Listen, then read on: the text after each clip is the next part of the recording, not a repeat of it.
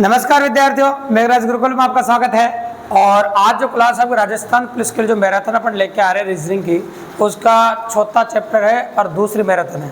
पहले जो मैराथन थी उसमें हम 3 चैप्टर 100% कवर किए थे अपन ने, और आज की मैराथन में हम 3 चैप्टर कवर करने वाले हैं और तीनों चैप्टर के बारे में डिस्कस करने वाले दोस्तों। तो काफ़ी मजेदार वेरिएंट है आज का जो मैराथन होने वाली है आपकी, उसमें कंप्लीटली बात करने वाले अपन एनालॉजी टॉपिक के बारे में, सीरीज टॉपिक के बारे में और वेन डायग्राम के बारे में। तो तीनों टॉपिक आज की मैराथन के माध्यम से कवर होने वाले हैं। तो आज हम बात करने वाले हैं आपके सामने एनालॉजी मतलब समरूपता के बारे में। तो समरूपता को बच्चों की सुविधा के हिसाब से एग्जाम में प्रश्नों के हिसाब से अपन ने कंप्लीटली 4 भागों में बांटा भी है। तो उन चारों भागों के बारे में अपन बात करने वाले हैं। तो समरूपता की बात करें तो सबसे पहले नाम का मतलब समझ लेते हैं। नाम का मतलब क्या होता है, समरूपता का मतलब क्या होता है। तो समरूपता का मतलब ये होता है भैया कि जैसे मान लो सपोज करो कि 2 भाई हैं, अगर बड़े भाई के साथ जो आप कर रहे हैं वही दूसरे भाई के साथ आपको 100% करना पड़ेगा। तो यहाँ भी 2 नाम आपको दिए जाएंगे, जो पहले नाम के साथ आप जो कर रहे हैं वही दूसरे नाम के साथ करना पड़ेगा। अगर बड़े भाई का सर काटा है तो छोटे भाई का भी सर काटना पड़ेगा, और बड़े भाई के साथ जो हो रहा होगा वही छोटे भाई के साथ आपको करना पड़ेगा। जैसे सैंपल में दिखाता हूँ, जैसे आपको ये मैंने राजस्थान ले लिया आपके सामने, ये हो गया आपका राजस्थान, और मैंने बोला राजस्थान का संबंध जयपुर से बताया मैंने, ये जयपुर है। तो चेंजेस जो भी होने हैं वो यहाँ पर होते हैं। देखो राजस्थान का संबंध अपन ने जयपुर से बताया, और यहाँ पर ले लिया मैंने मध्य प्रदेश। ये प्रैक्टिकली अप्रोच है, गौर से देखते जाइएगा, बहुत मज़ेदार बात है इस प्रकार से। और अगर ये क्वेश्चन समझ में आ गया तो इस टाइप का कोई भी क्वेश्चन आप कर सकते हैं। तो राजस्थान की राजधानी दी है मैंने, तो राजस्थान का संबंध उसकी राजधानी से है। उसी प्रकार से मध्य प्रदेश दिया है, तो यहाँ पर मध्य प्रदेश की राजधानी लेनी पड़ेगी मुझे। और आप जानते हैं मध्य प्रदेश की जो राजधानी है वो भोपाल हो जाएगी भी। इस प्रकार से मतलब जो बड़े भाई में परिवर्तन जो होगा वही छोटे भाई में परिवर्तन आपको करना पड़ेगा। अगर राजस्थान की राजधानी जयपुर दी है तो यह मध्य प्रदेश राजधानी भोपाल आ गई। या राजस्थान का मुख्यमंत्री दिया होता तो यह मध्य प्रदेश का मुख्यमंत्री आता। या राजस्थान का राज्यपाल दिया होता, यह मध्य प्रदेश का राज्यपाल आता। राजस्थान का राज्य पक्षी दिया होता तो मध्य प्रदेश का राज्य पक्षी आता। राजस्थान का राज्य पशु आता तो मध्य प्रदेश का राज्य पशु आता। तो वेरी इंपॉर्टेंट आप कह सकते हो कि जो चेंजेज आप पहले नाम के साथ कर रहे हैं वही चेंजेज आपको दूसरे नाम के साथ करना पड़ेगा। अगर ऐसा आप करते हैं तो फिर क्वेश्चन करने में कोई दिक्कत ही नहीं, बिल्कुल सिंपल वेरिएंट है, काफ़ी इजीली कर सकते हैं अपन। तो चलो दिखाते हैं अपन, और भी देख सकते हैं। जैसे मैंने बोला भारत है ना, तो भारत जो है वो एशिया महाद्वीप के अंदर है। ये नामों में समरूपता भी है, इसको गौर से देखते जाइए। भारत जो है वो एशिया महाद्वीप के अंदर है। उसी प्रकार से मैंने एक देश का नाम लिया जिसका नाम है घाना। तो घाना जो कौन से महाद्वीप में होगा। तो भैया दिखने में कई बार लोग भाई कहते हैं कि सर दुनिया का सबसे आसान क्वेश्चन है, हम काफ़ी इजीली कर देंगे। नहीं भैया, अगर ये अपनी औकात दिखा देना तो अच्छों की हालत ख़राब कर देते हैं। तो पहले नाम के साथ अपन जो कर रहे हैं वो दूसरे नाम के साथ आपको करना पड़ेगा। जैसे भारत एशिया महाद्वीप में आता है, उसी प्रकार जो घाना आपको दिख रहा है वो घाना आता है आपका अफ्रीका महाद्वीप के अंदर। अगर हम घाना की बात कर रहे हैं तो घाना आपका अफ्रीका महाद्वीप में आता है। कौन सा महाद्वीप में आता है? अफ्रीका महाद्वीप में घाना आपका आता है। ये दूसरी पॉसिबिलिटी अपन ने बताया आपको। कुल मिलाकर आपको ये देखना है कि पहले नाम के साथ क्या हो रहा है, तो दूसरे नाम के साथ अपने आप आ जाएगा। जैसे अपन बोले दिन है, दिन का विलोम शब्द होता है रात्रि। तो 2-4 सैंपल ले लेंगे, दिमाग में बड़ा क्लियर हो जाए आपका। दिन का जो विलोम शब्द है वो रात्रि है। उसी प्रकार से मैंने बोला गोधूली वेला, ये बोला अपन ने। एक क्वेश्चन कई बार एग्जाम में रिपीट हुआ है, ये भी अच्छा क्वेश्चन है। अगर आपको हिंदी के विलोम शब्द नहीं आते हैं तो इस क्वेश्चन में दिक्कत आ जाएगी। दिन का विलोम शब्द है रात्रि, तो गोधूली वेला का विलोम शब्द होगा आपका उषा काल। ये विलोम शब्द गोधूली वेला होता है सांझ के समय, जब कृष्ण भगवान गाय चरा के घर पे आते थे उस समय को बोलते थे गोधूली वेला, और सुबह वापस जाते थे वो था उषा काल। तो ये पॉसिबिलिटी अपन ने बताया आपके सामने। ये क्वेश्चन भी कई बार एसएससी रेलवे में काफ़ी ज़्यादा बार पूछा है। तापमापी, इसका ताप क्रम से है या तापमान से है, ठीक है, ये आपका दे रखा है आपके सामने। भूकंप, ये मापक यंत्र होते हैं साइंस के, जो भी आपको ध्यान में रखने पड़ते हैं। तापमापी का मापने का, तापमान मापने का जो यंत्र है वो तापमापी है, या फिर आप कह सकते हैं तापमापी या थर्मामीटर, अपन कह सकते हैं थर्मामीटर। तो थर्मामीटर भी आ जाता है, तापमापी आ जाता है, थर्मामीटर आ जाता है। तो थर्मामीटर या तापमापी का मापी यंत्र तापमान है, और तापमान मापने का काम करता है ये। और भूकंप को मापने का जो काम करता है ना, भूकंप को मापने का काम करता है वो कौन करता है बताओ। ये भूकंप दे दिया आपने, देखो क्या दे दिया, भूकंप। भूकंप आपको यहाँ देना पड़ेगा क्योंकि ताप मापेगा थर्मामीटर। या थोड़ा सा चेंज कर देते हैं क्वेश्चन को अपन को, ताकि क्वेश्चन और अच्छा बन जाए। देखो हल्का सा परिवर्तन करता हूँ मैं।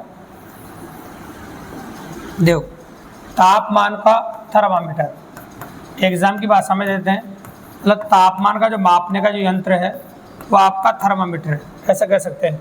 उसी प्रकार से जो भूकंप आपका और भूकंप को मापने का जो यंत्र है वो होगा आपका सिस्मोग्राफ। भूकंप को मापने का जो यंत्र है वो क्या हो जाएगा आपका सिस्मोग्राफ। इस फॉर्म में एग्जाम में पुटअप होता है। तो तापमान का जो मापक यंत्र है वो कौन है आपका थर्मामीटर। उसी प्रकार से भूकंप का जो मापक यंत्र है वो कौन हो गया आपका सिस्मोग्राफ। मतलब भूकंप का मापक यंत्र हो गया आपका सिस्मोग्राफ। बिल्कुल सिंपल और काफ़ी इजीली। तो अपन ये तो कह रहे थे आपके सामने बच्चों की पॉसिबिलिटी अपन देखें, इस प्रकार के प्रश्न एग्जाम में आपको देखने को मिलते हैं, ऐसा हो जाएगा आपके सामने। तो कोई दिक्कत नहीं है, काफ़ी इजीली अप्रोच कर पाते हैं अपन, ठीक है। तो मैंने अभी भी कहा था आपके सामने थोड़ी देर पहले, बच्चों की सुविधा के हिसाब से और एग्जाम आए प्रश्नों के हिसाब से इसको कम्प्लीटली अपन ने 4 भागों में बांटा है। काम एक ही करना है, जो बड़े भाई के साथ किया जाता है वो छोटे भाई के साथ आपको करना पड़ेगा, कोई चेंजेज है नहीं है। लेकिन क्या होता है कि यहाँ पर नाम है और जैसे अपन ने बोला अक्षरों की समरूपता, तो अक्षरों की जो समरूपता आएगी उसमें अक्षर आ जाएंगे, तो परिवर्तन तो देखने को मिलता है। देखो बिल्कुल सिंपल सी बात है, पैटर्न समझते जाइए। और जो बच्चे रिवीजन कर रहे हैं उनके लिए बहुत अच्छी रिवीजन क्लास भी है, तो आप इसके माध्यम से रिवीजन कर सकते हैं। मात्र 1 घंटे के अंदर 3 चैप्टर रिवीजन कर सकते हैं, तो बहुत कलाकारी वाली क्लास है। तो अक्षरों की समरूपता की बात कर रहे हैं, तो जो पहले नाम के साथ किया जाएगा वो दूसरे नाम के साथ वो करना पड़ेगा। जैसे मैंने लिखा, आपके सामने कोई भी नाम ले लो, आप इच्छा हो जो ले सकते हैं। जैसे मैंने एक नाम लिया, जैसे आपको पसंद आए वो नाम ले सकते हैं। मैंने एक नाम लिया जैसे राज। देखो नाम जब एग्जाम में आएगा ना तो अक्षर संख्या 3 हो सकती है, 4 भी हो सकती है, और ना और अक्षर 5 भी हो सकते हैं। और नाम कोई भी आ सकता है, नाम कभी भी रिपीट नहीं होता एग्जाम के अंदर, ये बात है, बस पैटर्न समझिए आप। मैंने लिखा आपसे RST का UDM लिखा है, और यहाँ पर एक और नाम लिखा, कोई भी नाम ले सकता है, बट SCIN ले लिया। तो देखो अपन ने बोला इस प्रकार से क्वेश्चन एग्जाम में पुटअप होता है, जैसे नामों में होता है तो यहाँ पर भी होता है, तो कोई बड़ी बात नहीं है। तो बस जब भी कभी इस प्रकार का प्रश्न आए, तो मैंने अभी थोड़ी देर पहले भी कहा था, जो बड़े भाई के साथ किया जाता है वही आपको छोटे भाई के साथ करना पड़ता है। तो हमारे यहाँ पर बड़ा भाई राज है, इसके साथ जो भी जोड़ घटाव हो रहा होगा वो आप छोटे भाई के साथ सेम कर देंगे, तो कोई परिवर्तन आप देखेंगे नहीं, बिल्कुल सिंपल सी बात है। तो आप नोटिस करो RST मतलब इसमें +3 हो रहा है। और एक बात और कान खोल के सुन लेना, जिस अक्षर से हम शुरू करते हैं उसे गिनते हैं, लेकिन जिस पर ख़त्म करते हैं उसे कभी नहीं गिनते, ये बात भी याद रखिएगा। तो RST मतलब +3, ABC मतलब +3 और JKL मतलब +3 हो गया। अब देखो CDE ये क्या हो जाएगा आपका F हो जाएगा, IJK क्या हो जाएगा आपका L, NOP क्या हो जाएगा आपका Q, FLQ क्या हो जाएगा बताओ आपका FLQ हो जाएगा। तो राज को UDM और CIN को FLQ लिखा जाएगा। सब में +3 हो रहा है, देखो सब में क्या हो रहा है बताओ आपका +3, तो सब में +3 हो रहा है। इस प्रकार की पॉसिबिलिटी आप देख सकते हैं और ऐसा होता है। तो राज का UDM और CIN का FLQ हो जाएगा, मतलब +3 हो रहा है। और भी आगे दिखा देता हूँ, चलो देखिए आप। फिर मैंने वापस ये नाम लिखा है और परिवर्तन कर रहे हैं, देखो परिवर्तन कैसे देखें, S C और M ये लिख दिया मैंने। फिर लिखा नाम मैंने CIN, इसमें नोटिस करेंगे पहले नाम के साथ क्या हो रहा है। तो आप जानते हैं R के बाद डायरेक्ट S आ रहा है, मतलब +1 हो रहा है, AB मतलब +2 आ रहा है, और JKL मतलब +3 हो रहा है। मतलब क्या चल रहा है भाई, +1 +2 +3, ये आपको देखने को मिल रहा है। तो C के बाद क्या आएगा बताओ आपका D, फिर IJ क्या आएगा K, और NOP क्या आएगा Q, ये होगा DKQ आपका, मतलब हो जाएगा +1 +2 +3, कंटिन्यू रिपीट भैया। इस प्रकार से जोड़ घटाव हो सकते हैं, कोई बड़ी बात नहीं, काफ़ी इजीली अप्रोच है। फिर आगे लिखा मैंने एक नाम लिखा ऑप्शन मनोज, ठीक है। इसका लिखने का जो तरीका वो ऐसे लिखा इस प्रकार से। तो कई बार तोड़ने वाला क्वेश्चन भी एग्जाम में आ जाता है, तो तोड़ने वाला भी बता रहा हूँ मैं, जितनी वैरायटी बनती है वो सब बता रहे हैं आपको, तो सुनिएगा गौर से। इन दोनों अक्षरों के स्थान बदले हैं, तोड़ने का पता इजीली चल जाता है कि अक्षर अगर सेम रिपीट हो रहे उनके अगर स्थान बदल रहे हैं तो मतलब टूट रहा है, ये बात आप जान सकते हैं, ठीक है। जो आपने पढ़ रखा है ये रिपीट क्लास है, रिवीजन क्लास जिसे बोलते हैं अपन, है ना। डिटेल क्लास अलग होती है, रिवीजन क्लास मैराथन है, ठीक है। तो एम एक दूसरे के स्थान बदला, ओ जे स्थान बदला है, और एन बीच में सेम टू सेम रहा है, लेकिन दोनों के स्थान बदले, इन दोनों के बदले ये सेम रहा है, ठीक है। तो जो बड़े भाई के साथ किया वो छोटे भाई के साथ कर सकते हैं अपन, इन दोनों के स्थान बदल देंगे, इन दोनों के स्थान बदल देंगे, एम ऐसे कैसे रखेंगे। तो आपका आंसर हो जाएगा DAMNI, तो आपका आंसर होगा दामनी। आपका आंसर क्या आ जाएगा बताओ, दामनी हो जाएगा। इस प्रकार से पॉसिबल है। चलो एक और देख लेते हैं, उल्टे अक्षर वाला, और क्लियर हो जाएगा आपके सामने।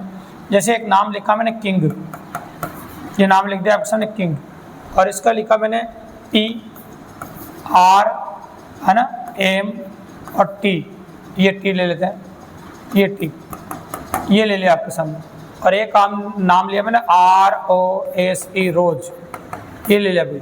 इसको गौर से देखिए, अगर आप देखना चाहें देखो उल्टे अक्षरों का प्रयोग किया गया है। ABCD के जो उल्टे अक्षर होते हैं ना, उल्टे अक्षर ABCD में होते हैं। 13 अक्षर सीधे लिखो जिस इस प्रकार से, A से M तक 13 अक्षर लिखो और N से Z तक उल्टे अक्षर लिखो इस प्रकार से। मतलब 13 सीधे 13 उल्टे लिखोगे, जिसके सामने जो अक्षर आएगा उसका उल्टा अक्षर होता है अभी। तो यहाँ उल्टे अक्षरों का प्रयोग है। K का उल्टा P होता है, I का उल्टा R होता है, N का उल्टा M होता है, G का उल्टा T होता है। उसी प्रकार से R का उल्टा I होता है, O का उल्टा होता है L, और S का उल्टा होता है आपका क्या H, और E का उल्टा होता है आपका V।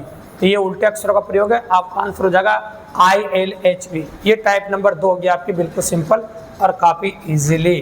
अब आ जाते हैं आगे अपन और बात कर लेते हैं टाइप नंबर 3 की। तो टाइप नंबर 3 क्या कहती है आपके, देखो सुनो, जैसे अक्षरों में समरूपता पाई जाती है उसी प्रकार से आप संख्याओं में भी कह सकते हैं का संख्याओं में भी समरूपता पाई जाती है ना। तो संख्याओं में भी कुछ देखने को मिलते हैं समरूपता की। संख्याओं में समरूपता संख्या में होती है या फिर दोनों का मिक्स भी होती है, तो दोनों बोलेंगे अपन। तो पहले संख्याओं में समरूपता के बारे में बात कर लेते हैं। इसमें पहला क्वेश्चन ले रहा हूँ आपके सामने, पॉसिबिलिटीज बताएंगे, जरूरी है, ये हो जाएगा आपके सामने है ना। और ये ले लिया 9 अपन ने, और आगे का पूछा आपसे। तो देखो जब भी कभी इस प्रकार का प्रश्न आपको देखने को मिले ना, तो ऑप्शन डिपेंडेंट होती है टाइप कंप्लीटली ऑप्शन पे आधारित, मतलब कंप्लीटली ऑप्शन डिपेंडेंट है, ये अपन कह सकते हैं आपके सामने। जब कंप्लीटली ऑप्शन डिपेंडेंट है, जो बड़े भाग के साथ किया जा रहा है वो छोटे भाग के साथ आप कर सकते हैं, ठीक है। तो इसमें कई बार क्या होता है कि जो हम सोचते हैं वो आंसर नहीं आता है, आंसर की जो पॉसिबिलिटी वो ज़्यादा होती है। तो याद रखिएगा 3 से अधिक आंसर है तो आपको वही जवाब देना जो ऑप्शन में मिल रहा हो, और सारे ऑप्शन में एक साथ नहीं मिलेंगे भैया, कोई भी एग्जाम हो चाहिए, नहीं तो बोनस बन जाएगा क्वेश्चन। अगर किसी बच्चे ने पहले बच्चे ने सोचा सर एक में 3 जोड़ो 4 आ रहा है, यहाँ पे 3 जोड़ो 12 आ जाएगा, लेकिन मान लो 12 दिए गए विकल्पों में आपको नहीं मिल रहा है और 12 दिए गए विकल्पों में आपको नहीं मिल रहा है, तो फिर आगे कोशिश कर सकते हैं आप। तो फिर क्या करेंगे बताओ, किसी ने कहा सर गुणा कर दो, 1 को 4 से गुणा करो 4 आ जाएगा, 9 को भी 4 से गुणा करना पड़ेगा। जैसे आप 9 को 4 से गुणा करेंगे तो कितना हो जाएगा आपका 36। मान लीजिए 36 भी ऑप्शन में नहीं, और 36 भी ऑप्शन नहीं, तो मैं कहूँ आपके सामने ये कंटिन्यू वर्ग संख्याएं हैं, 1 का स्क्वायर 2 का स्क्वायर या 3 का स्क्वायर 4 का स्क्वायर आ जाएगा, और आप जानते हैं 4 का स्क्वायर कितना होता है आपका 16 होता है, ठीक है। तो मान लीजिए इन तीनों आंसर जो मैंने बताया उनमें से एक न एक ऑप्शन में मिल जाएगा, और जो ऑप्शन में मिल जाएगा वो आपका आंसर है। तो पहला क्वेश्चन मैंने पॉसिबिलिटी के हिसाब से बताया, ऑप्शन के आधार पर बताया, पैटर्न समझाने के लिए, ठीक है। इस प्रकार से पॉसिबल है, कर सकते हैं अपन, कोई बड़ी बात नहीं है। इसी बात क्वेश्चन नंबर 2 ले लिया मैंने, ये ले लिया मैंने 24, 126, फिर ले लिया मैंने 48, और आगे देखिए। अब इस क्वेश्चन को गौर से देखिएगा, अगर देखेगा आपको पैटर्न समझ में आते ही क्वेश्चन हो जाएगा। ये आपका 5 का स्क्वायर माइनस 1 अगर देखोगे तो ये 5 का क्यूब प्लस 1 अगर नोटिस करोगे तो, क्योंकि नोटिस करना पड़ता है भी, और यहाँ पर आपका 7 का स्क्वायर माइनस 1 है, ये सोचना पड़ेगा। तो जो इसके साथ हो रहा होगा सेम टू सेम वही इसका जैसा ऐसा होगा। तो यह 5 का स्क्वायर माइनस 1 या 7 का स्क्वायर माइनस 1, या 5 का क्यूब प्लस 1 आता है, 7 का क्यूब प्लस 1 आ जाएगा। तो आपका होगा 7 का क्यूब प्लस 1, तो 7 का क्यूब कितना होता है 343, और एक जोड़ोगे तो आपका हो जाएगा 344, ये हो जाएगा आपका 344। तो 7 का क्यूब प्लस 1 होगा आपका 344। तो बिल्कुल सिंपली और काफ़ी इजीली अप्रोच कर दिया हमने। अब आजकल देखो ऐसे क्वेश्चन भी आते हैं, और आजकल ऐसे क्वेश्चनों की डिमांड है जिसमें ऑप्शन दिए जाते हैं। जैसे कैसे क्वेश्चन, जैसे मैंने बोला आपके सामने देखो 8, 10 और 12 इस प्रकार के प्रश्न, इनमें क्या ऑप्शंस होते हैं आपके सामने, और ऑप्शन डिलीवर्ड किए जाते हैं आपके सामने। जैसे 9, 8, 7, ये क्वेश्चन बिना ऑप्शन के नहीं होते भाई। 4, 6, 10, 9, 5, 8 ऐसे इस प्रकार की पॉसिबिलिटी है। 10, 12 और 14 इस प्रकार का। तो ऐसे क्वेश्चन में एक बात याद रखना कि जो बड़े भाग के साथ किया जाता है ना, वही छोटे भाग के साथ वो करना पड़ेगा। मतलब जो नाम के साथ किया जा रहा है, मतलब पहले जो क्वेश्चन वाले के साथ किया जा रहा है, वही ऑप्शन में किसी न किसी जगह मिलेगा आपको। अगर आप नोटिस कर रहे हैं तो देखो यहाँ 2 हो रहा है +2, और यहाँ भी आपका +2 हो रहा है। तो ऐसा ढूंढो जिसमें +2 आपको देखने को मिल रहा है। तो आप नोटिस करोगे तो लास्ट ऑप्शन में आपको यहाँ पर +2 दिख रहा है, और यहाँ पर भी आपको +2 दिख रहा है। तो मतलब +2 आपको देखने को मिल रहा है भाई, यहाँ भी +2 हो रहा है, यहाँ भी +2 हो रहा है। तो ये आपके सामने +2 दिख रहे हैं। कई बार क्या होता है कि सेम टू सेम नहीं मिलता है, और सेम टू सेम पॉसिबल नहीं होता है, ये बात याद रखिएगा, ठीक है। जब सेम टू सेम नहीं मिलता था में कहावत है भैया, न मामा से काड़ मामा छोकू, कहने का मतलब आंसर तो देना ही भी है, पर उसको जैसे दिखने वाला ढूंढो। अगर सेम टू सेम नहीं मिले तो उसके जैसे जो दिखता है वो ढूंढिए आप, है ना। वैसा कैसा दिखता है उसके बारे में बात करेंगे, है ना। ये इस प्रकार से मैंने लिखा 6, 5, 8, 10, 14 और 16। अब देखो पहले नोटिस करो कि इसके साथ क्या हो रहा है। देखो तो पहले यहाँ 2 जुड़ रहा है आपका, फिर यहाँ 2 जुड़ रहा है, तो ऐसा ढूंढो जिसमें 2-2 जुड़ रहा हो। लेकिन आपने 4 ऑप्शन जब चेक किए तो आपने नोटिस किया कि 2-2 कहीं भी नहीं जुड़ रहा है। ये बात याद रखेगा, जब 2-2 कहीं भी नहीं जुड़ रहा है तो फिर कुछ और सोचो। तो कुछ और सोचा तो आपने देखा है कि यार कम से कम ऐसा ढूंढ लो जिसमें समान जुड़ रहा है। तो आप नोटिस किया आपने कि यार 4 जुड़ रहा है और यहाँ भी 4 जुड़ रहा है। भले ही वहाँ 2-2 जुड़ रहा है, समान जुड़ रहा था, 4-4 तो जुड़ रहा है कम से कम, ये समानता तो है कम से कम। तो कोई ना कोई समानता हो जो आपको ढूंढनी पड़ेगी, है ना। अगर सेम टू सेम नहीं जुड़ रहा है तो कोई और ऐसी संख्या जो बार बार रिपीट हो रही हो, उसमें 2 बार रिपीट हो, इसमें 4 2 बार रिपीट हो गया, कम से कम ये समानता तो है। तो समरूपता ऐसी देखनी पड़ती है। तो 2 तरह की वैरायटी पॉसिबल है, या तो ऐसा होगा या फिर ऐसा एग्जाम में आपको देखने को मिलेगा। ये बिल्कुल सिंपल और काफ़ी ईजिली है। बच्चों की सुविधा के हिसाब से एग्जाम में प्रश्नों के हिसाब से चौथा भाग भी होता है जो लेटेस्ट ट्रेंड में भी है, वो होता है अक्षर संख्या समरूपता, जिसमें आपका अक्षर भी आ जाते हैं और साथ में संख्याएं भी आती हैं। तो अक्षर संख्या समरूपता बोलते हैं उसे। अक्षर भी आएंगे, संख्या भी आएगी और समरूपता होगी, है ना। अक्षर संख्या समरूपता, मतलब अक्षर भी आएंगे, संख्या भी आएगी और होगी आपके सामने समरूपता। तो करेक्ट ऑफ वेरिएंट है, बिल्कुल सिंपल सी बात है।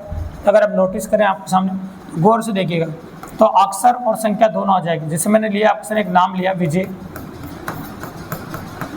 विजय को 05 लिख दिया मैंने। यहाँ पर एक नाम लिखा मैंने शंकर, इसको नोटिस करना भी। तो आप जानते हैं विजय में कितने अक्षर है 5, तो 05 लिखा है। शंकर में कितने अक्षर है 8, इसको 08 लिखो। 3 3 6 7 अक्षर है, 7 अक्षर है, इसको 07 लिखो। मतलब जितने अक्षर है उस हिसाब से लिखें। अक्षर संख्या कॉम्बिनेशन है, इस प्रकार से कर सकते हैं अपन। अगला देखिए नाम लिखा मैंने राज, और राज को मैंने 29 लिख दिया। यहाँ पर एक नाम लिखा CIN, इसको क्या लिखा जाएगा नोटिस करना। अक्षर संख्या दोनों आ रही है। तो आप जानते हैं R 18 पाता है, ये 1 पाता है और 10 पाता है। अगर इनको जोड़ रहे हैं तो कितना हो रहा है बताओ, 29 हो रहा है। इनको जब जोड़ रहे हैं कितना हो रहा है आपका 29। यहाँ पे देखो C 3 पे, ये 9 12 हो जाएगा, और 12 और 14 कितना हो जाएगा आपका 27। तो मतलब आपका आंसर हो जाएगा आपका 27। सेम टू सेम वही किया है जो इसके अंदर हो रहा है ना। ऐसा भी अपन कर सकते हैं। तो ये हो गया आपका क्वेश्चन नंबर 2। इस प्रकार की पॉसिबल है। जैसे मैंने लिखा ऑप्शन DE, अब DE को 10 लिखा जा रहा है अभी, और मैंने पूछा HI का बताइए आप, HI का क्या हो। ऐसे पैटर्न बनते हैं। तो आप जानते हैं D कितने नंबर पर आता है, 4 नंबर पे, और ये कितने पर आता है 5 पे। सबसे पहले दिमाग क्या जाएगा आपका, दोनों को जोड़ के 1 जोड़ दो। और यहाँ भी बच्चे का दिमाग ये जाएगा सर दोनों को जोड़ दो और 1 जोड़ दो, आंसर 18 आ जाएगा आपका। मान लीजिए 18 दिए गए विकल्प हम आपको नहीं दे रखा, तो ये भी विकल्प बेस्ड क्वेश्चन है। तो क्या करना पड़ेगा बताओ आपको, फिर दोनों गुणा करके 2 का भाग लगाओ, 10 आ गया। तो यहाँ पे ऐसे करो, दोनों गुणा करके 2 का भाग लगा दीजिए। जैसे दोनों गुणा करके 2 को भाग लगाओगे आपका आंसर जो आ जाएगा वो आ जाएगा आपका 36। बिल्कुल सिंपल और काफ़ी इजीली। तो अक्षर संख्या समरूपता में अक्षर भी साथ में आते हैं और संख्या भी साथ में आती है। जो आपके एग्जाम राजस्थान पुलिस में जो क्वेश्चन आपको देखने को मिलेगा तो वो ऐसा भी देखने को मिल सकता है भी। तो मैंने आपको समरूपता टॉपिक में टोटल 4 वैरायटी बनाई है, और चारों वैरायटी में से आपके एग्जाम में कोई भी वैरायटी का क्वेश्चन पुटअप किया जा सकता है भी, ये बात याद रखेगा, है ना। चारों वैरायटी में से कोई भी वैरायटी का क्वेश्चन पुटअप आपको किया जा सकता है, मतलब आपको मिल सकता है। तो ये जो टॉपिक था आपका, ये था आपका समरूपता, जो 4 भागों में अपन ने डिस्कस किया। अब अगला टॉपिक जो अपना आ रहा है, इसमें 5 नंबर टॉपिक जो आपकी मैराथन है रीजनिंग की, उसमें 5 नंबर जो टॉपिक है आपका वो है भी सीरीज, है ना। तो सीरीज के बारे में बात करेंगे अपन, और सीरीज आपकी श्रेणियाँ, है ना, उसके बारे में बात करेंगे। तो सीरीज जो आपका श्रेणियाँ है उसके बारे में बात करेंगे। श्रेणियाँ बनती भी,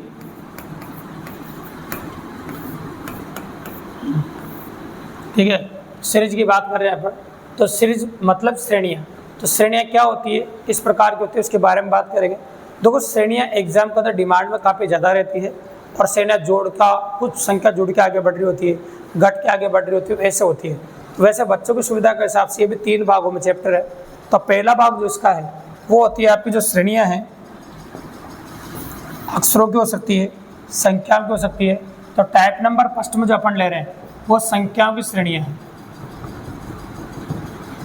टाइप नंबर फर्स्ट में जो ले रहे हैं अपन, वो जो श्रेणियाँ आपकी वो है आपकी संख्याओं की श्रेणियाँ। तो संख्याओं में कौन कौन सी श्रेणियाँ पाई जाती है उसके बारे में अपन बात कर रहे हैं आपके सामने, ठीक है। तो संख्याओं में श्रेणियाँ पाई जाती है रूल्स के हिसाब से। देखो जैसे जोड़ का नियम, घटाव का नियम, है ना, संख्या जुड़ के आगे बढ़ रही हो। तो एक एक चीज़ के बारे में बात करेंगे। जैसे पहला है आपका, वो है आपका जोड़ का नियम, मतलब प्लस होती हुई संख्या आपके सामने जारी हो तो वो जोड़ का नियम होता है भी। तो जोड़ के नियम में क्या होता है, जब कोई संख्या जुड़ के सीरीज आगे बढ़ रही हो तो वह जोड़ का नियम होता है। जैसे मैंने सैंपल दिखा देता हूँ आपको, देखो सैंपल से बड़ा कि 5, 10, 20, 35, 55, ये इस प्रकार संख्या दे रखी। अब आपसे बोला है कि जोड़ का नियम है तो कोई ना कोई संख्या जुड़ के सीरीज आगे बढ़ रही हो, गौर से देखिएगा। तो पहले कितना जुड़ रहा है बताओ, आपका 5, फिर कितना जुड़ रहा है आपका 10, और फिर कितना जुड़ रहा है आपका 15, और फिर कितना जुड़ रहा है आपका 20, अब आगे कितना जुड़ेगा आपका 25, आगे 25 जोड़ के जवाब देना है आपको। तो जैसे आप 25 जोड़ोगे तो आंसर आ जाएगा आपका 80, प्लस क्वेश्चन का जवाब जो होगा आपका कितना आ जाएगा 80। चलो एक और दिखाते हैं। और देखिए आप, मैंने लिखा ऑप्शन है 10, फिर लिखा 12, फिर लिखा 15, 20, 27, इस सीरीज को नोटिस करो। नोटिस करना पहले क्या जुड़ रहा है बताइए। तो पहले आपके सामने दो जुड़ रहा है, फिर आपके सामने 3 जुड़ रहा है, फिर आपके सामने 5 जुड़ रहा है, फिर आपके सामने 7 जुड़ रहा है। अब आगे क्या जुड़ेगा आपका 11 जुड़ेगा। तो 2, 3, 5, 7 और 11, 2, 3, 5, 7 और 11, करेक्ट है भाई। तो 2 जुड़ रहा है, 3 जुड़ रहा है, 5 जुड़ रहा है, 7 जुड़ रहा है और 11 जुड़ रहा है। तो ये हो जाएगा आपका 38,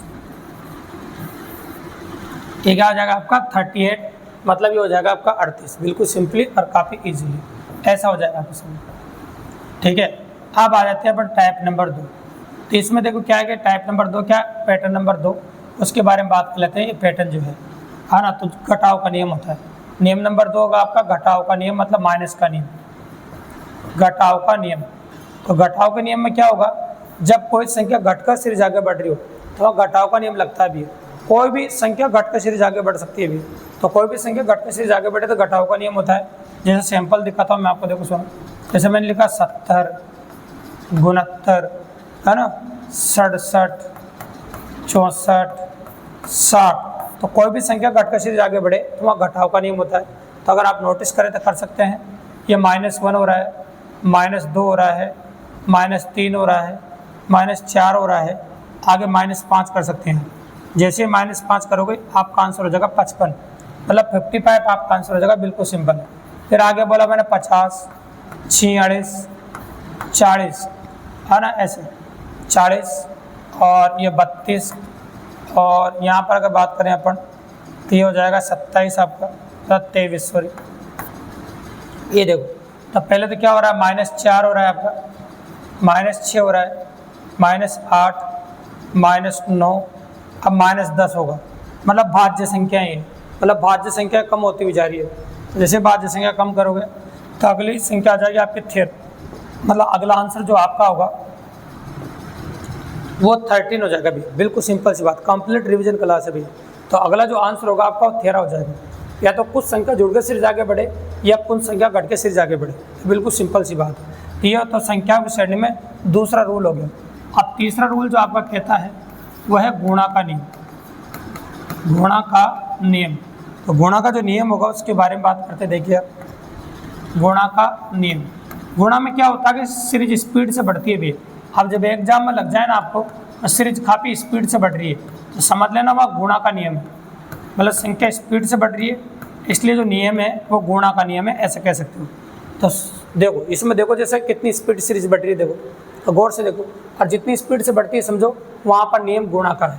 तो देखो ये 4 से गुणा हो रहा है, देखो नोटिस करो, फिर 4 से गुणा हो रहा है आपके सामने, फिर 4 से गुणा हो रहा है, फिर 4 से गुणा हो रहा है। देखो कितनी स्पीड सीरीज बढ़ रही है, 2-3 स्टेप के बाद लाखों में पहुँच जाएगी भी। और इसको 4 से गुणा करोगे तो 4006 में आ जाएगा। तो आपका आंसर आ गया मल्टीप्लाई बाय 4। ये क्वेश्चन नंबर 1 हो गया। ठीक, और दिखा देता हूँ मैं। फिर लिखा मैंने 1, 1, 2, है ना, 6, 24, 120, है ना, 720, ऐसा पैटर्न चल रहा है। अगर इसको गौर से देखो तो पहले ये 1 से गुणा हुआ, फिर आपका 2 से गुणा हुआ, फिर आपका 3 से गुणा हुआ, फिर आपका 4 से गुणा हुआ, फिर 5 से गुणा हुआ, अब 6 से गुणा हुआ, अब अपना आप ही 7 से गुणा हो जाएगा। तो संख्या बढ़ती हुई जा रही है, गौर से देखो आप। तो 0 ऐसा कैसा है, 7 दूनी 14 का 4 हासिल है, तो 5040 हो जाएगा। फिर जैसे अपन 1-2 स्टेप के बाद जाएंगे ये संख्या लाखों में पहुँच जाएगी, लाखों में पॉसिबल भी। ये हो गया आपका गुणा का नियम, है ना। और चौथा जो रूल आप देखने को मिलता है आपको वो होता है आपको वर्ग व वर्गांतर। वर्ग और वर्गांतर का मतलब होता है भैया आपको कम से कम 30 तक तो वर्ग संख्या आनी चाहिए। अगर वर्ग संख्या आपको अच्छे से आती है तो एक बात का विशेष तौर से ध्यान देना भैया, तो वर्ग संख्या को जो डिमांड है एग्जाम में वो काफ़ी ज़्यादा है और काफ़ी ज़्यादा क्वेश्चन वर्ग संख्या को पूछे जाते हैं, तो डिमांड इनकी बहुत ज़्यादा है। तो 30 तक वर्ग संख्या आपको आती है तो क्वेश्चन अच्छे बनते हैं और इंपॉर्टेंट बनते हैं। जैसे सैंपल दिखा देता हूँ मैं, देखो इसमें मैंने लिखा 3, ऐसे 6, 11, 18, ये सैंपल है 27 और ये हो गया आपका 38। ये क्वेश्चन है। अभी क्वेश्चन बहुत प्यारा क्वेश्चन है, अगर आप नोटिस करो तो गौर से देखिए यहाँ पर। देखो ये क्या है, 1 का स्क्वायर प्लस 2, 3 आता है, 2 तभी आएगा जब 2 जोड़ोगे। 2 का स्क्वायर प्लस 2, 3 का स्क्वायर प्लस 2 और 4 का स्क्वायर प्लस 2 और ये है 5 का स्क्वायर प्लस 2, ये 6 का स्क्वायर प्लस 2।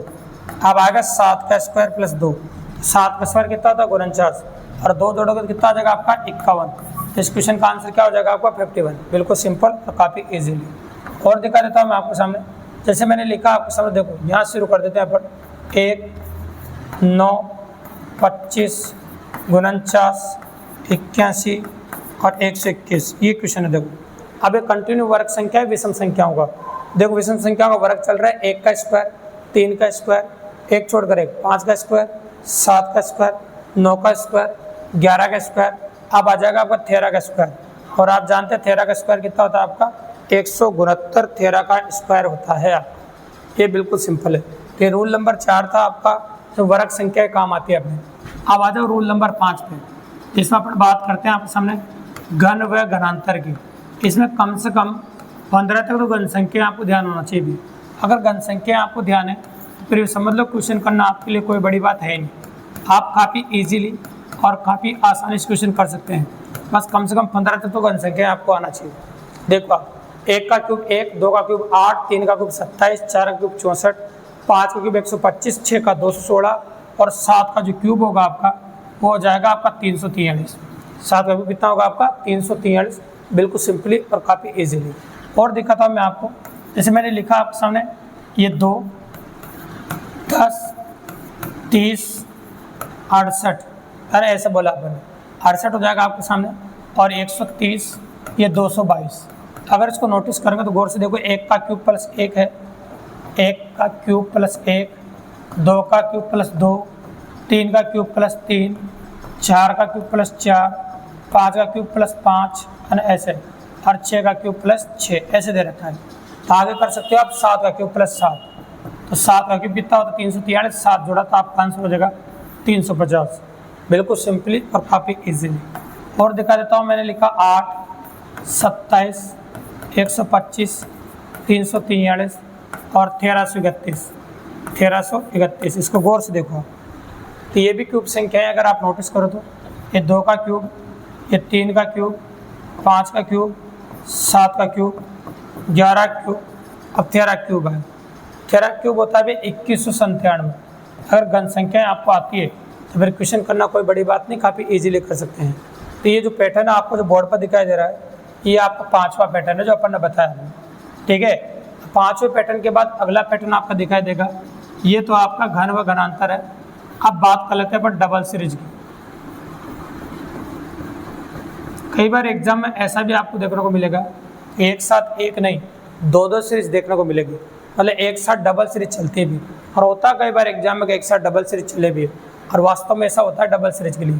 तो चलो देखते हैं अपन कैसे डबल सीरीज चलती है। जैसे लिखा मैंने 1, 1 ऐसे लिखा है ना, फिर लिखा अपन 8, 4, 27, 9, डबल सीरीज का पैटर्न बता रहा हूँ मैं आपको। 9 है ना, फिर 64, 16 है ना, फिर लिखा मैंने आपके सामने 125, 25, ये पैटर्न चलता जा रहा है।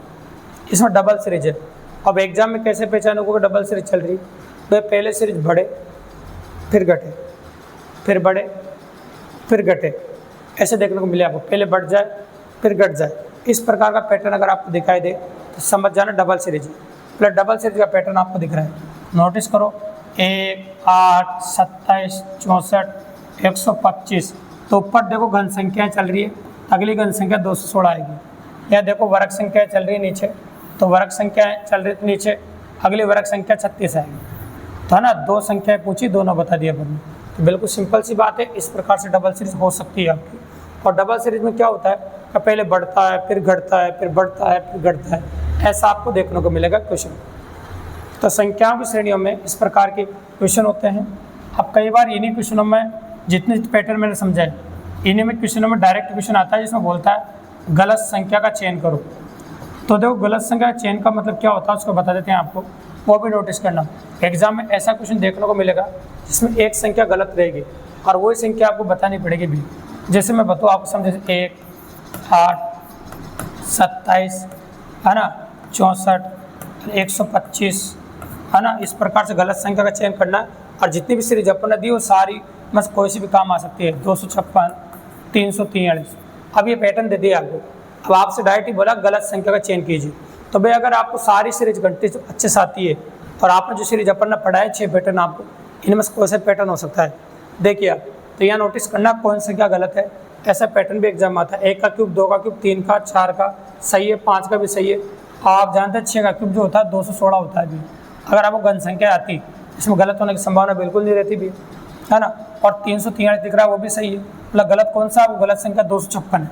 मतलब 256 की जगह 216 आनी चाहिए। ये बिल्कुल सिंपल ही बात है, ठीक है। फिर बोला मैंने आपका सब, देखो ये 0, ये लिखा मैंने 6, ये लिखा 24, है ना, और अगला लिखा मैंने 68, 120 और 210। अब आपको गलत संख्या का चयन करना भी। तो गलत संख्या का चयन करने के लिए आपको घन संख्या को सीरीज आना चाहिए। 1 का क्यूब -1, 2 का क्यूब -2, 3 का क्यूब -3। अभी तक सही चल रहा है बिल्कुल भी, है ना। और ये भी सही है, अगर देखो तो आप 5 का क्यूब -5 और 6 का क्यूब -6। लेकिन यहाँ देखोगे तो यहाँ गलती से क्या हो रहा है पता है आपको, यहाँ हो रहा है 4 का क्यूब +4। जब माइनस होना चाहिए वहाँ प्लस हो रहा है, जब माइनस होना चाहिए वहाँ क्या हो रहा है बताओ, प्लस हो रहा है। तो आपका जो आंसर आ जाएगा वो 68 आ जाएगा। भी कितना आ जाएगा बताओ, आपका 68 आ जाएगा, बिल्कुल सिंपली और काफ़ी इजीली डिनोट कर सकते हैं अपन। तो आंसर होगा आपका 68। ये डबल सीरीज और ये हो गया आपका गलत संख्या का चयन। तो इस प्रकार से संख्याओं की श्रेणियों में एग्जाम आपको देखने को मिलेंगे क्वेश्चन, और इस प्रकार की पॉसिबिलिटी है। अब आप कह रहे हैं सर संख्याओं की श्रेणियाँ होती है, उसी प्रकार से क्या किसी और की भी श्रेणियाँ होती है? बिल्कुल होती है भी। जैसे संख्याओं की श्रेणी होती है उसी प्रकार से अक्षरों की श्रेणियाँ भी होती है, और अक्षरों की श्रेणियाँ भी एग्जाम में आपको देखने को मिलती है। तो चलो अक्षरों की श्रेणियों के बारे में बात कर लेते हैं। अक्षरों की श्रेणियाँ किस प्रकार की होती है वो देखिए। मतलब अक्षरों में भी श्रेणियाँ पाई जाती है आपके सामने। तो अक्षरों में श्रेणियाँ कैसी होती है देखिए, ऐसी होती है, ACEGI, इस प्रकार से होती है, ठीक है। और हमेशा कहते हैं जिस अक्षर से हम शुरू करते हैं उसको गिनते हैं, लेकिन जिस पर ख़त्म करते हैं उसे कभी नहीं गिनते हैं।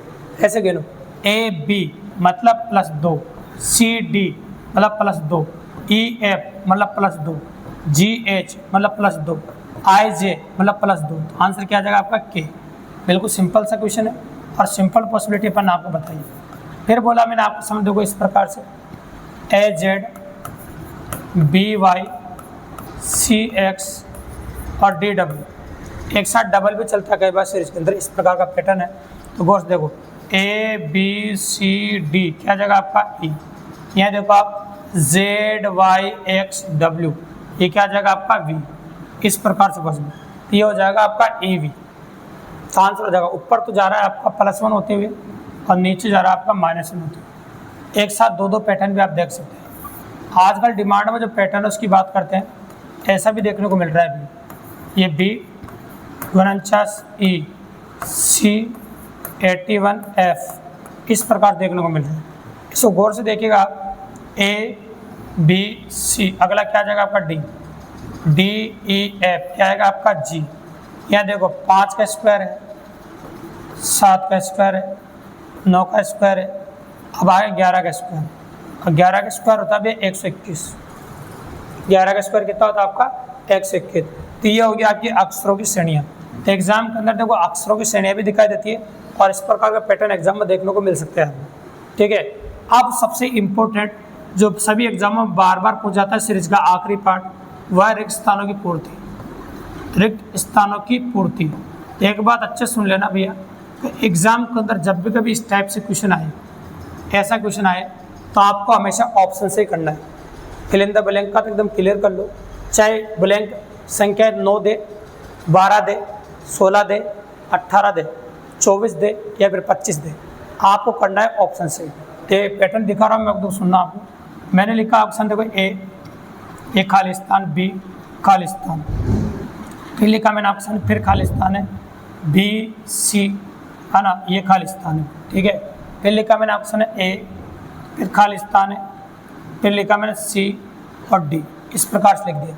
अब देखो आपको ऑप्शन देने पड़ेंगे, तो मैं ऑप्शन जजमेंट में दे रहा हूँ।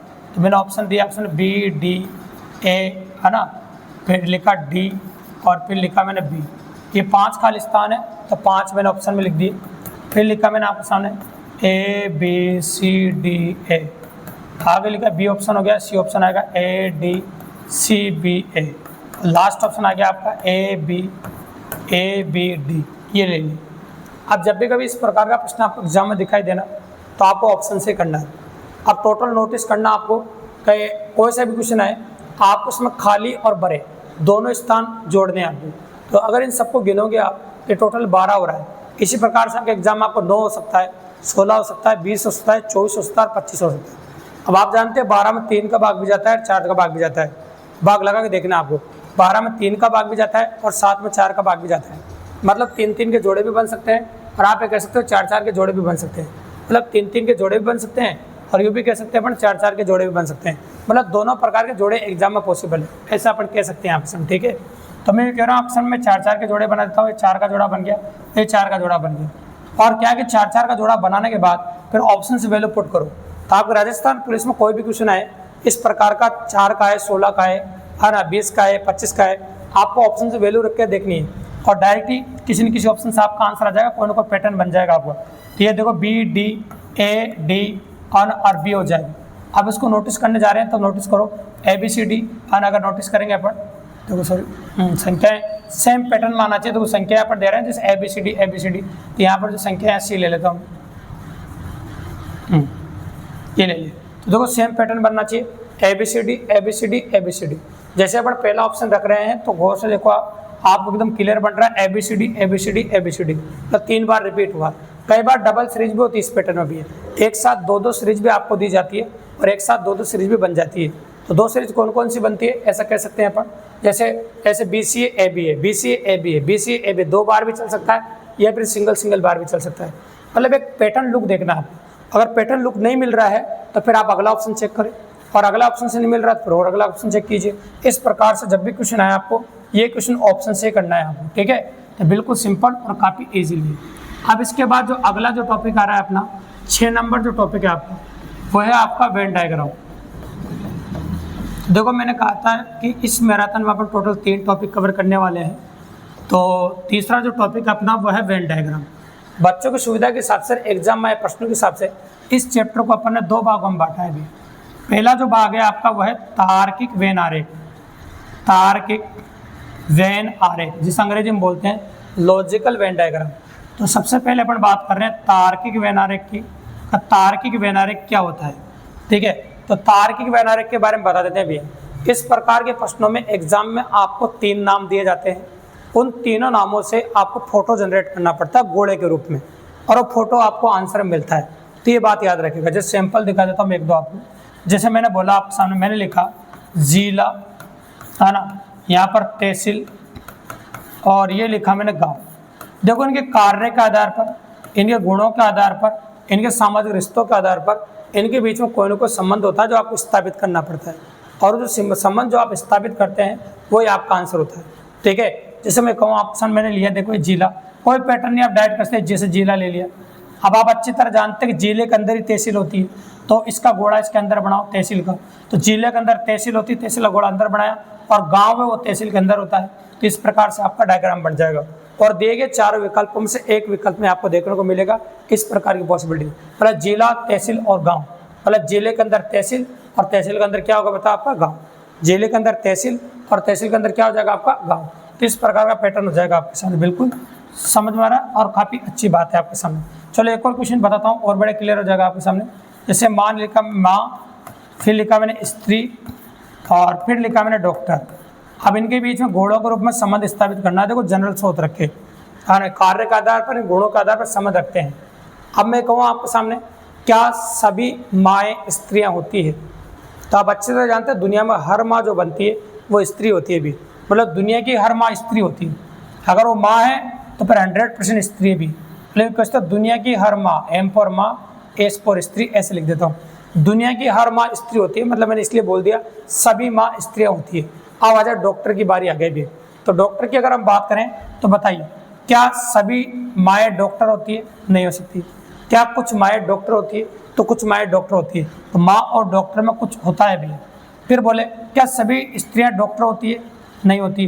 क्या कुछ स्त्रियाँ डॉक्टर होती है? बिल्कुल, कुछ स्त्रियाँ भी डॉक्टर होती है। मतलब डॉक्टर का इन दोनों से कुछ होता है, तो फोटो ऐसा बनाना पड़ेगा। तो मतलब डॉक्टर का माँ से भी कुछ होता है और स्त्री से भी कुछ होता है, और ये डॉक्टर हो गया आपका। तो इस प्रकार का डायग्राम जिस ऑप्शन में आपको मिलेगा वो आपका आंसर हो जाएगा। ये तार्किक वेन आरेखा भी है, इनके कार्य के आधार पर, गुणों के आधार पर, सामाजिक रिश्तों के आधार पर जो भी इनमें रिलेशन हो रहा है वो आपको स्थापित करना पड़ता है। ठीक है, तो 99% केस में एग्जाम के अंदर ऐसा होता है कि आपको 3 नाम दे के फोटो बनवाता है भी। लेकिन 1% केस में आजकल ऐसा भी होने लग गया, इसका उल्टा, कई बार फोटो देकर नाम बनाना होता है। जैसे ये फोटो दे दिया तो कौन से विकल्प में इसके आंसर है, तो फिर आपको जैसे जिला तहसील गांव मिल गया, सेम मैच कर रहा है, फिर ऐसा हो जाता है। तो कई बार 1% केस में रिवर्स भी आ जाता है, तो कोई टेंशन की बात नहीं है, आप रिवर्स भी कर सकते हैं। तो पहले टाइप में जब भी आपको क्वेश्चन देखने को मिलेगा, आपको ऐसे इस प्रकार का देखने को मिलेगा भी, और ऐसा क्वेश्चन एग्जाम में पॉसिबल है। तो ये हो गया आपका तार्किक वेन आरेख। अब आ जाते हैं अपन ज्योमेट्रिकल वेन डायग्राम, जिसे बोलते हैं अपन ज्यामितीय वेन आरेख। ज्योमेट्रिकल वेन डायग्राम जिसे बोलते हैं अपन ज्यामितीय वेन आरेख। अब ज्यामितीय वेन आरेख बहुत अच्छे क्वेश्चन है, मल्टीपल क्वेश्चन एग्जाम में पूछे जा सकते हैं, मतलब एक से अधिक क्वेश्चन पुटअप किए जा सकते हैं। इसमें क्या ज्यामितीय आकृतियाँ होती है भी। ये सैंपल दिखाता हूँ मैं आपको समझ, जैसे त्रिभुज है ना, ये वर्ग ले लिया मैंने, ज्यामितीय आकृतियाँ ले सकते हैं अपन, और ये मैंने वर्ग ले लिया, इसमें संख्या ले लीजिए 20 है, 40 है, 30 है, 15 है, 8 है, 5 है और 3 है। ये वर्ग दर्शा रहा है गणित में कौन लोग पास में, तो ये हो गया गणित में पास विद्यार्थी। और ये ले लिया मैंने आपके सामने जीके में पास, त्रिभुज लिया मैंने, ले लिया जीके में पास। क्या चेंजेस होंगे वो बताऊंगा मैं आपको, चेंज क्या होंगे, और एग्जाम में क्वेश्चन पॉसिबिलिटी क्या, हिंदी में पास। ये इस प्रकार का प्रश्न एग्जाम में देखने को मिलेगा। तो पहला चेंज तो मैं आपको यही बता दूं, और पहला चेंजेस की बात अगर अपन, तो फर्स्ट चेंज तो यही है कि इसमें डायग्राम मैंने 3 बनाए हैं, ज्यामितीय आकृति जो 3 बनाई है, 3 की जगह 4 भी हो सकती है, 5 भी हो सकती है। ये एग्जाम पर डिपेंड करता है, या तो 4 होगी या फिर 5 होगी या फिर 3 होगी, और आकृतियाँ 3 भी हो सकती है। मैक्सिमम चांस होता है 3 और चांस के होते हैं, इससे ज़्यादा नहीं होते हैं। 3 या 4 आकृतियाँ आपको बना के देता है और आपसे पुटअप किया जाता है क्वेश्चन एग्जाम के अंदर। इस प्रकार से पॉसिबल है भी, ठीक है। और आपको ऐसे नाम दिए जाते हैं, और इनके जो विलोम शब्द बोल दिया जाता है, तो एक बात गांठ बांध लेना, जिनका विलोम शब्द बोल दिया जाता है वो हट जाता है। जैसे क्वेश्चन बोलता हूँ मैं, आपको समझ लैंग्वेज सुनना आप, जिसका विलोम शब्द बोल दिया जाता है वो हट जाता है। तो देखो, जैसे 5 का विलोम शब्द क्या होता है, फेल। ये तो सैंपल लिया मैंने, तो फेल बोलते ही हट जाएगा। उसी प्रकार से बात करें हम आपको बेरोजगार का रोजगार, शिक्षित का अशिक्षित, और शहरी का ग्रामीण, तो ये विलोम शब्द तो भी है। तो जिसका विलोम शब्द बोल दिया जाता है वो हट जाता है। इसमें एक क्वेश्चन बोल रहा हूँ, आपको लैंग्वेज सुना, ऐसे विद्यार्थियों की संख्या जो तीनों विषयों में फेल हुए, ऐसे विद्यार्थियों की संख्या जो तीनों विषयों में फेल हुए। अब तीनों विषय में फेल का मतलब भैया, गणित का विलोम शब्द बोल दिया, गणित में फेल हो गए, जीके में फेल हो गए, हिंदी में फेल हो गए। जब तीनों फेल हो गए तो तीनों हट गए भी, तो इस क्वेश्चन का आंसर आपका 0 हो गया। ऐसे विद्यार्थियों की संख्या जो तीनों विषय में फेल हुए, आंसर कितना हो गया आपका 0। क्वेश्चन नंबर 2 सुनो, ऐसे विद्यार्थियों की संख्या जो तीनों विषयों में पास हुए, तीनों विषय में पास हुए मतलब तीनों का कॉमन देखना अभी, तो तीनों का जो कॉमन मान है वो ये दिख रहा है, तीनों कॉमन मान कितना हो गया आपका 3 हो गया। तो आपका जो आंसर हो गया वो कितना हो गया आपका 3। एक दो और दिखा देते, देखो सुनो, आगे सुनिए। ऐसे विद्यार्थियों की संख्या जो गणित और जीके में फेल हुए हों लेकिन हिंदी में पास हुए हों, गणित और जीके में फेल हुए हों लेकिन हिंदी में क्या हुए, पास। अब गणित और जीके दोनों फेल हो गए, देखो मतलब दोनों का विलोम शब्द बोल दिया, मतलब दोनों हट गए थे, ऐसे हाथ रख दो, अब जो बच गया वो आपका आंसर है। तो ये क्वेश्चन ऐसे पूछता है, ऐसे विद्यार्थियों की संख्या जो सिर्फ हिंदी में पास हुए हों, या तो ऐसे बोलो, या ऐसे विद्यार्थियों की संख्या जो गणित और जीके में फेल हुए लेकिन हिंदी में पास हुए। दोनों का आंसर सेम ही, आंसर आएगा आपका 20। बिल्कुल सिंपल है, ये हो जाएगा आपका आंसर 20। और दिखाता हूँ, ऐसे विद्यार्थियों की संख्या जो गणित और जीके में पास हुए हों लेकिन हिंदी में फेल हुए हों।